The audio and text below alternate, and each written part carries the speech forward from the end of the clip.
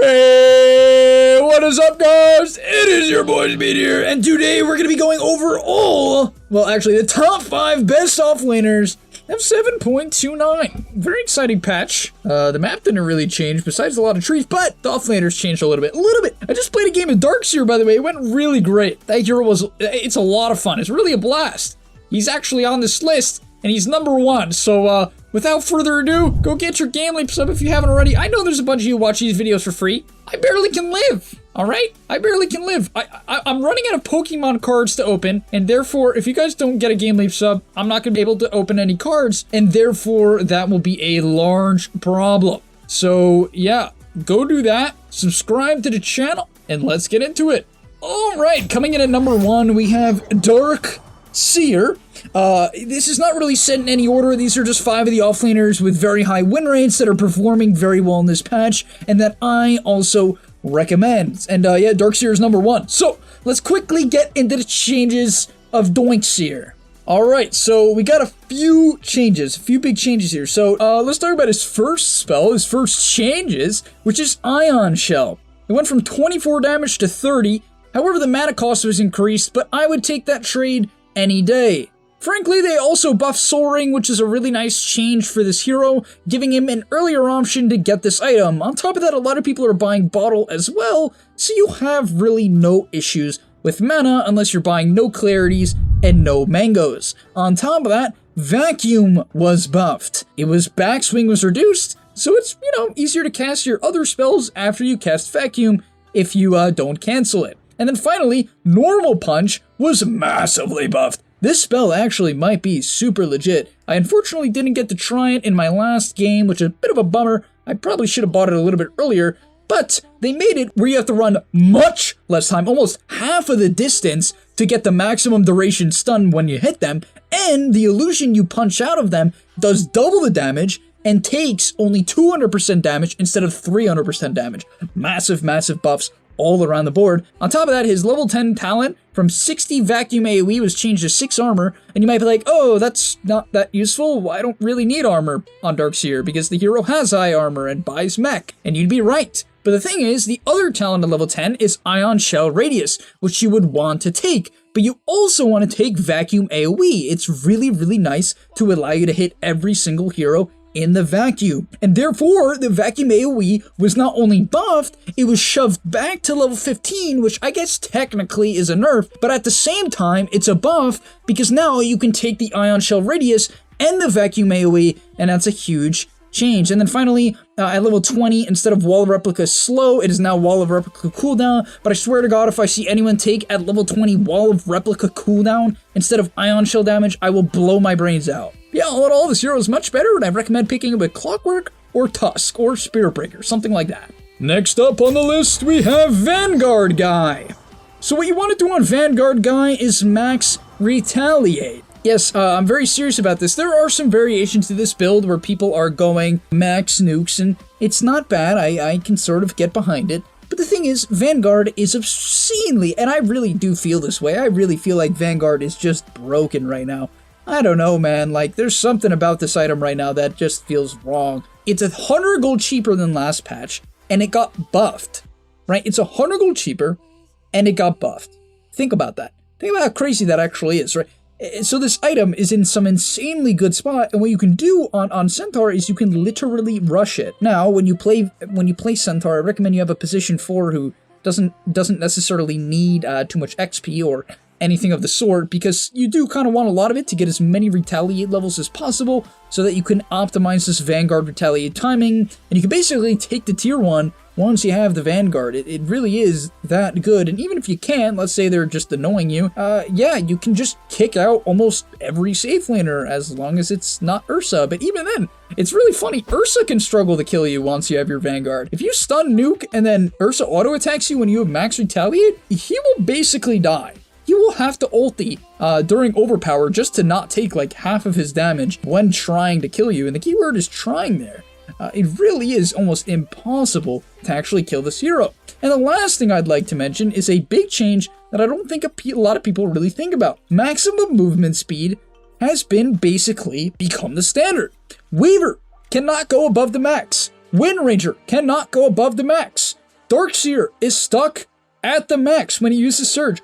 All of these heroes cannot go above max movement speed. Heroes can't go above max movement speed. You know who can go above max movement speed? That's right, Centaur. He's the only hero in the game, unless I'm missing something, that can do this, which is actually a really big deal and something to think about. Next up on the list, and I'm really sad to say this, I can't say that I like that this hero is number 3 on the list or on the list at all, but it's NECROPHOS. You know, we love a little bit of diversity in our videos, and NECROPHOS is definitely a great offlaner when it comes to sustaining the lane and pumping out damage. The hero, it got a couple changes. Let's break them down. Alright, let's get into it. So his attack animation time was reduced, so it's easier to attack on Necro. His attack projectile speed was also buffed, which makes it better for canceling blinks, and yeah, just hitting people a little bit earlier, which can secure a kill if they were going to live on like 3, 4, 5, 7 HP, something like that. Then his Shard was slightly buffed. I'm not going to get into that,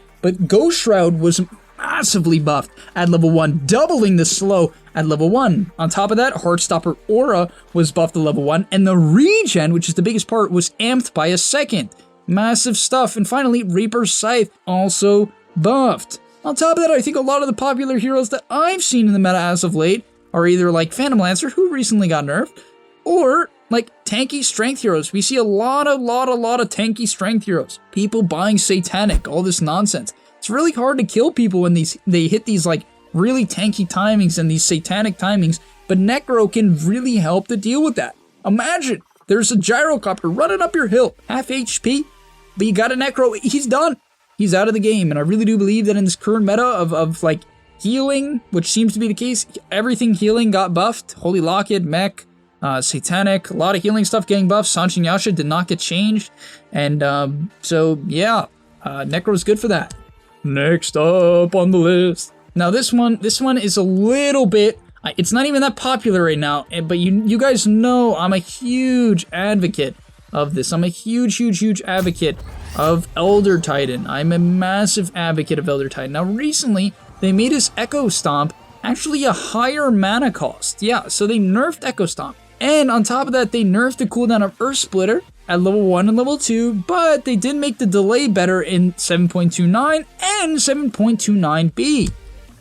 Now, what really makes this hero a good offlaner? I honestly just like how the hero functions. I'll be real with you guys. I don't like have anything in particular where I'm like, yeah, Elder Titan is like incredibly good, but here's a couple things you do want to consider when picking Elder Titan offlane.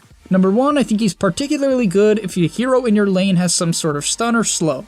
A hero like Skywrath Mage, Dark Willow, Lion in particular is really good because it's reliable. Lina, all of these heroes are really nice to make sure when he gets up that damage, he can actually pump it out.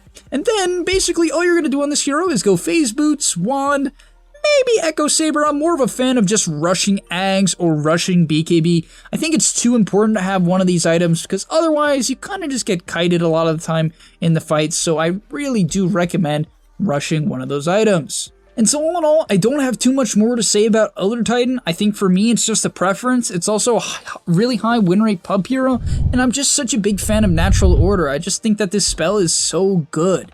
Like, literally, it makes people's resistances go to 0, and heroes like Morphling that originally would feel completely unkillable to right clicks just melt. You do basically pure damage to heroes with like 40 armor. I mean, I really just see that as incredibly valuable.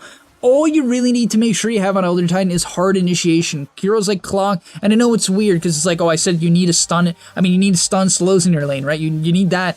And then also you need a hard initiator. Elder Titan does not want to go in first. He wants to be the cleanup. He wants to go in second, follow up. He wants someone to bait, right? And so, you know, a hero like maybe position 5 Tide or position 5 Clock or Tusk or Enchantress, anyone who can walk in Bounty Hunter and just tank the brunt of the damage is what you want to see from your team.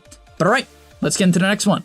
And last, but finally not least, we have Razor. Yeah, I just think this hero's good. Like, I'm gonna be real with you guys, just like, to me, it just makes a lot of sense as an offlaner. So the reason why I think this hero is really good is he counters a lot of the meta heroes. He counters Lifestealer, he countered Jug. Jug's actually becoming a little bit less popular.